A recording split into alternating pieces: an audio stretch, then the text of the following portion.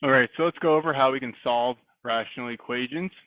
So for the first problem, we have just two fractions, and you simply just have to basically just understand that this is just a number, and this is just 1 over a variable. So let's first combine these. They both, have a common denominator of 6. If you multiply this by 2 over 2, so let's remember our, how we combine fractions, because I know students sometimes struggle with that. So then my marker's dead. It's no good. I'll back up. So it's 4.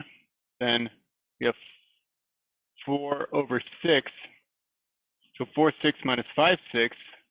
And then we have the same denominator. So it's just 4 minus 5, which is negative 1 over 6, is equal to 1 over x.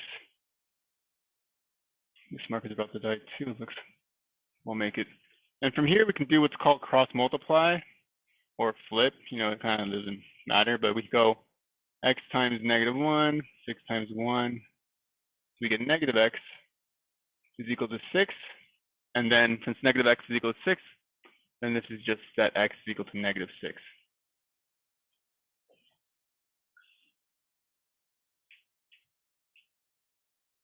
Okay, let's look at problem 2 now. Here we have, again, an equation where we're solving for x, but it's always important to realize that you can always write every number or every term as a fraction. Then you can see what's missing here. See, it's the same as x over 1 minus 6 over x equal to 5 over 1.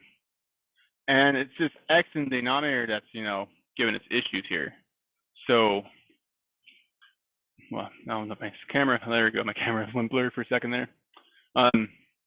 So what we can do is multiply all the denominators by x. So multiply this by x over 1.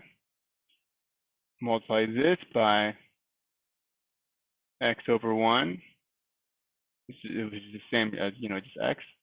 And multiply the 5 over 1 by x over 1. As long as you do the same thing to each term, it's okay. The problem is if you only multiply one of them by x. Since we're multiplying all of them by x, this will work out.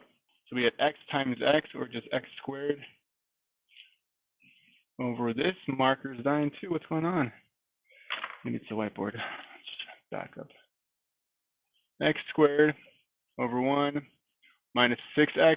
Well, not exactly, because these x's cancel. So just minus 6 over 1 is equal to 5x over 1. These ones don't matter, as you probably know. So it's really just x squared minus 6 is equal to 5x. And let's subtract this 5x from both sides. And you're going to see that we have a quadratic. We have x squared minus 5x minus 6 equal to 0. Then we can just factor this, hopefully. Otherwise, we would use the quadratic formula. But this factors in the x minus, no, x minus, I was going to put minus 3. X minus 6 times x plus 1 is equal to 0. And you have your two equations. X minus 6 equals 0. And x plus 1 equals 0. And then your two answers are just x equals 6 and x equals negative 1 for that one. All right, let's look at problem 3. So we got x plus 1 over 3 minus x minus 1 over 2 equal to 1. Well, let's, again, just recognize that these are all fractions. And what will make this easier if we put them all over a common denominator, and 6 can go into both of these, or both these go into 6, I should say. And to do that, we're going to multiply this first term by 2 over 2, because when you multiply by 2 over 2, 2 over 2 is the same as multiplying by 1. And so it doesn't actually change its value. It just changes the way it looks, I like to say. For this one, we're going to multiply by 3 over 3. Because again, it doesn't change its value, but it just changes what it looks like. And for this, we don't have to actually multiply this by anything. We could if we want, But now I just thought about this, we don't, because it'd be actually kind of pointless, or you'll actually probably make it longer because we already have our number on the right. So let's work this out now. So we have distributing this 2 to both of those. So we'll have 2x plus 2 over 6 minus, let's make sure we distribute this 3 to both of these, minus the 3x minus 3 over 6. And let's make sure we group these. All that is equal to 1.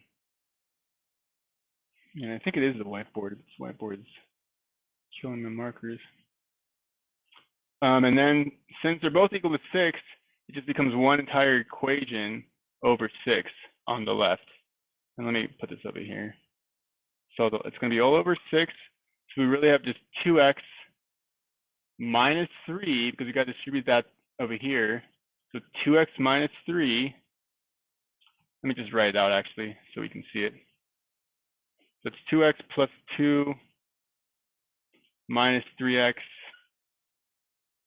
minus a minus, remember? So that'd be plus 3 in that case, equal to 1. Let me make that 6 a little clearer. And then you can see easier that this will be just negative x plus 5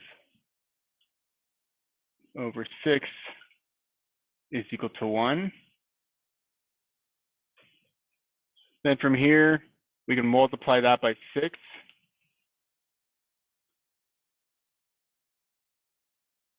I don't think it's necessary to show that, but sometimes multiply both sides by 6, so that's what cancels.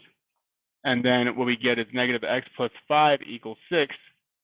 And I'm going to move this up here so I don't have to erase any of the other ones.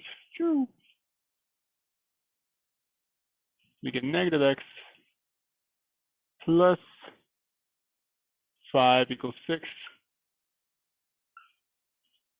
Solve this, and we'll get that x or negative x will be 1, or x will be negative 1.